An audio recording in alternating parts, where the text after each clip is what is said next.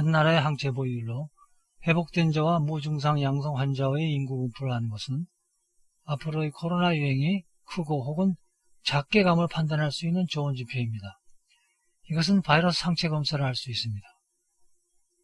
최근 정부에 의한 국내 항체 조사 결과 단지 0.03%만 항체를 보유하고 있다는 결과가 나왔습니다. 그런데 이번 정부가 신종 코로나 감염의 항체 검사 결과의 해석을 스스로 칭찬하는 쪽으로 하고 있다고 의견들이 엇갈리고 있습니다. 정부는 검사 결과를 긍정적으로 평가하며 지역 방역 체계가 문제없다는 입장인 반면 전문가들은 조사 방법이 잘못돼 정확한 결과와 최소 10배 이상의 차이가 난다는 의견도 나오고 있는 것입니다. 전문가들은 조사 표본 집단 자체가 대표성이 없고 중화항체만을 검사한 방법도 문제라고 지적하고 있어 논란이 예상됩니다.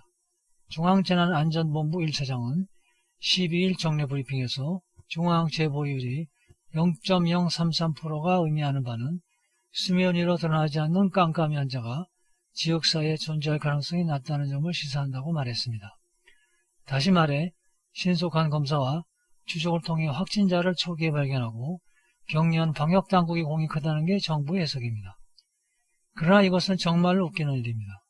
실제로 0.03%의 항체 보유율은 다른 나라 국가들과 비교해보면 평균을 아주 벗어난 매우 낮은 수치입니다. 올해 5월의 스웨덴 스톡홀름의 항체 보유율은 7.3% 수준으로 영국 런던도 17.5%로 나타났습니다. 전 세계에서 가장 심각한 피해를 입은 미국 뉴욕은 19%, 스페인 바르셀로나와 마드리드는 각각 7.1%와 11.3%로 나타났습니다. 일부 전문가들은 이번 항체 검사에 문제가 있는 가장 큰 이유는 샘플링 수 자체가 턱없이 적을 뿐더러 가장 많은 피해를 입었던 대구 지역을 제외하고 일부 자원자를 대상으로만 조사가 이루어졌다는 점입니다.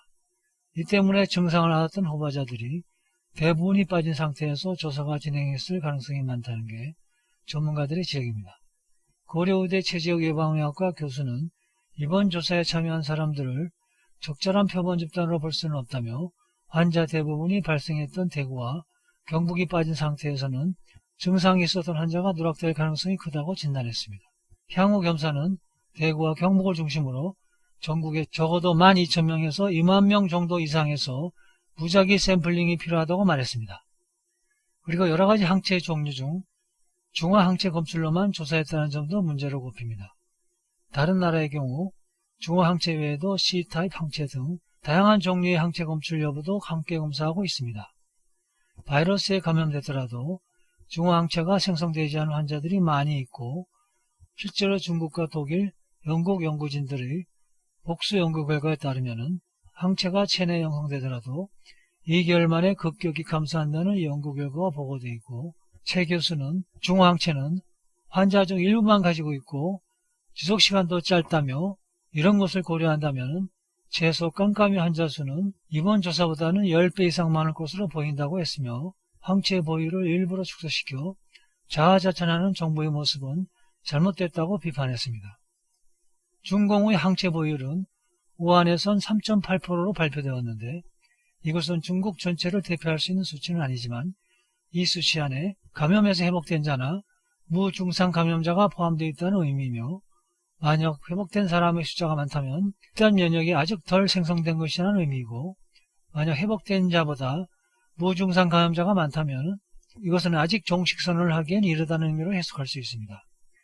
실제로 중국 정부의 이런 어리석은 코로나 종식 선언 후에 현재 중국의 윈난성 레이리시가 우한폐렴으로 봉쇄되면서 윈난성 전체가 다시 우한폐렴 전 상태를 선포하면서 재확산되는 양상을 보이고 있습니다. 이것을 보면 항체 보유율이 낮다는 것은 자랑거리가 아닌 것을 알 수 있습니다. 중국에서는 지난 9월 10일부터 윈난성에서 이상한 조짐이 보이기 시작하더니 14일부터 레이리시가 우한폐렴으로 봉쇄되었고 윈난성의 8개 변경주, 25개 변경현 등 모두 33개 시급도시가 우한폐렴 방역전 상태로 돌입했습니다. 이것에 비해 스웨덴은 최근 초기에는 다른 나라들과는 다르게 집단 면역을 형성하는 쪽으로 자유롭게 코로나로부터 개인 스스로가 지키는 방역 정책을 실시해 처음엔 사람들에게 많은 비난을 받았지만 최근 들어 방역에 커다란 반전이 생기고 있는 실정입니다. 스웨덴이 올 5월에 조사한 바에 따르면 7.5%의 항체율을 보였음에도 최근엔 확진자가 갑자기 80% 이상 급감되었다는 보도가 있었습니다. 이것은 집단 면역이 형성되었다고 보기에는 아직 이른 감이 있어 좀 더 지켜봐야 할 것 같지만, 만약 이런 현상이 진짜 집단 면역의 결과로 생겨난 것이라면 스웨덴은 이후로 코로나에 대한 사회적 경제적인 문제는 한꺼번에 해결될 것은 분명한 일이 될 것입니다. 그러므로 한국 정부는 분명히 알아야 합니다. 지금 이 어중간한 방역 대책으로 항체 보율이 낮은 것을 K방역이 효과라고 자랑하고 있지만, 크게 볼 때는 스웨덴이 빨리 코로나에서 해방할 수 있는 반면 한국은 아주 오랫동안 코로나 유행에서 벗어나지 못한 채 이 코로나로 인해 국가가 완전 폭망할 수 있는 수준으로 갈 수도 있다는 것입니다.